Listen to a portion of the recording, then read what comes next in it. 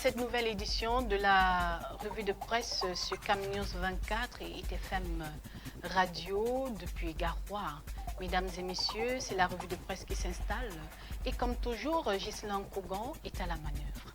Ghislain. Challenge Hebdo pour démarrer à la une, gestion des déchets urbains, de l'or dans les ordures, des états généraux sur les opportunités de transformer les poubelles en une ressource pour le développement économique s'ouvre ce jour à Yaoundé, page 3 du journal Challenge Hebdo. Toujours avec ce journal, l'entretien avec le DG du SNJC, l'aide publique à la presse privée est une insulte, nous fait-on savoir. Les médias camerounais sont malades, un véritable cauchemar, raconte le 3 mai dernier le président du syndicat national des journalistes du Cameroun à la page 6. 8e revue des accords à la page 7 de Challenge Hebdo, une mission du Fonds monétaire international séjourne à Yaoundé. Les réformes en cours et la politique économique seront visitées. Sport football MTN Elite One, faute d'argent, des clubs désertent le championnat. 3 équipes ont boudé les dernières rencontres, page 11 du journal Challenge Hebdo pour plus de détails. La riposte à la une, exploitation du fer du Cameroun, la mine de fer de Kribi-Lobé, un catalyseur majeur pour la transformation industrielle du Cameroun, nous fait-on savoir. Le journal Le Drapeau haut en bouteille, Kamwata se lance dans la production, route régionale R0909, un regain d'activité sur le chantier Gaklé Mokolo, page 5 du journal Le Drapeau. L'œil du Sahel, voie ferrée, nous sommes à la une de Tchad privilégie l'axe Ngaounéré Mundu N'Djamena, page 7 pour plus de précisions sur ce choix. Éducation préscolaire, le Grand Nord fait l'école buissonnière aux pages 8 et 9. Balané Doukoula, Sa Majesté Bayang Vincent intronisé, page 3 pour s'en apercevoir.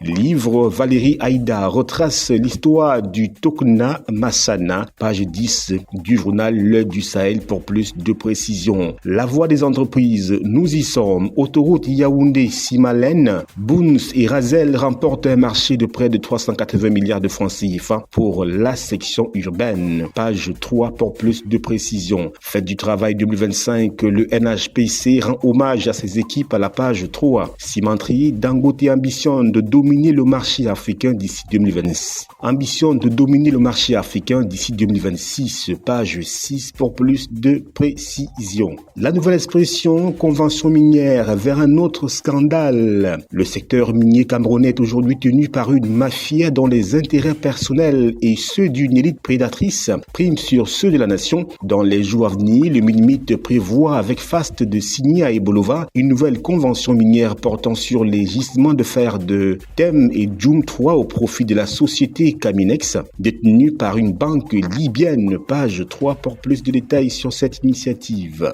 Nord-Ouest Cameroun, terreur à Bambili, nous dit-on à la page 2. Élection présidentielle, ce n'est pas un jeu de guignol. Page 4 nous avertit la nouvelle expression. Héritage du pape, un regard africain nous est livré à la page 6 du journal La Nouvelle Expression. Cameroun Tribune à la une, terrorisme dans le Nord-Ouest et le Sud-Ouest, la peur change de camp. Les procédures judiciaires engagées à l'étranger contre les financeurs d'actes barbares dans ces deux régions ont déjà permis l'arrestation ou la condamnation d'une vingtaine de leaders séparatistes, notamment aux États-Unis. Une traque qui permet de couper les réseaux alimentant les bandes armées sur place au Cameroun. À lire le focus de Cameroun Tribune aux pages 8 et 9 de cette édition. Toujours avec Cameroun Tribune, dépistage du diabète, VIH et des hépatites B et C, près de 1000 personnes ciblées, nous dit-on à la page 15 de cette édition. La nouvelle à la une, revanche des déboires de Béala, quand Calix Béala passait à la caisse par plusieurs millions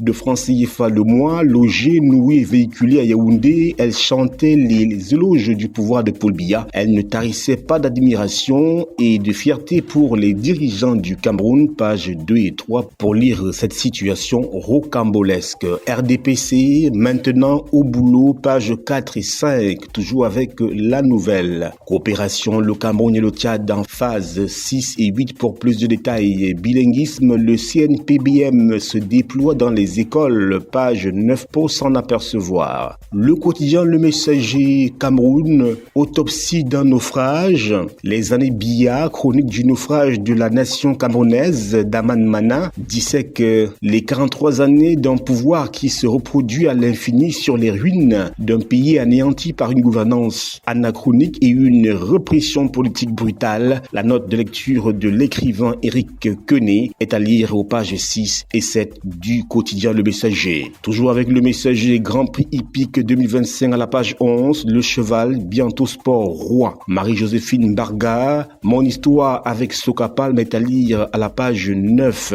Football, il faut sauver MTN Elite One. Entre subventions non versées, salaires impayés, greffe et forfait, l'état de santé du championnat local inquiète. Eh bien, direction page 12 du quotidien Le Messager. Matila, région du sud-ouest, Aruna Bako, engagé dans la voie de la reconstruction de la Sonara, nous dit-on dans les colonnes de ce journal. Sa presse, état généraux sur les déchets au Cameroun, une approche inclusive pour des solutions durables, nous dit-on. Le quotidien Émergence à la une, exaction, la police municipale au tribunal de la société civile. Transparence dans la pêche, le Cameroun adhère à la charte mondiale. BVMAC, la valeur des échanges chute au premier trimestre 2025. Page 7 du quotidien Émergence pour s'en apercevoir. Econews à la une, thème et Djoum 3, le dernier cadeau minier du Cameroun à la Libye, nous dit-on. Artisanat et architecture, le courtail économique explosif que Yaoundé prépare. Direction Econews. L'info à chaud à la une, signature d'un mandat d'exclusivité commerciale avec Fortine. La FECAFOOT désormais Bayam Selam, page 10 pour lire cette situation déplorable. Lazare Konian, journaliste élite du Grand Nord Cameroun, je cite, trop c'est trop, il est temps que le septentrion se réveille, fin de citation, direction page 5 du journal L'info à chaud. Le point bi-hebdo à la une, foutaise, peut-on lire, présidence de la République, fiction et illusion, affaire Nadia Murté, Calixte Beyala, nous fait-on savoir. Le quotidien L'économie, Gabon, Alexandre Barrault, Chambrier et Henri-Claude Oyima pour relancer l'économie. Le premier économiste vient d'être nommé vice-président du gouvernement et le deuxième va désormais piloter le ministère de l'économie, des finances, de la dette et des participations, chargé de la lutte contre la vie chère, page 3 du quotidien L'économie. Toujours avec ce journal, présidence de la BAD, le Bénin soutient la candidature de Sidi Ould Ta à la page 6. Route Babadjou Bamenda à la page 5. Les dernières statistiques sur l'évolution des travaux sont à lire. L'école des patriotes africains, unir l'Afrique pour la lutte panafricaine, nous dit-on. Le quotidien Le Jour, décentralisation, le cri du cœur des communes, consacré par la Constitution, elle semble sur de bons rails, mais plusieurs dysfonctionnements persistent aux grandes dames des exécutifs municipaux, page 6 pour lire cette situation déplorable. Patrice Nganan, faire entrer nos langues dans le 21e siècle, page 5 pour lire le plaidoyer du compatriote. Les futurs Bao, réveiller la passion de la lecture dès le jeune âge, page 3 pour lire cette belle initiative. Censure hebdo à la une, entre mystère et curiosité, le RDPC ira-t-il aux prochaines élections sans tenir de congrès? Eh bien, esquisse réponse dans ce journal. Le radar à la une, gouvernance et membres du gouvernement Diongouté qui tardent à emprunter le train de l'émergence nous sont livrés. C'est tout pour le tour d'horizon de la presse écrite, c'est à vous. Merci à toi, Ghislain Kougon, pour toutes ces informations édifiantes sur l'actualité du Cameroun. Mesdames et messieurs, restez connectés sur CamNews 24 et ITFM 103 depuis Garoua. Au revoir.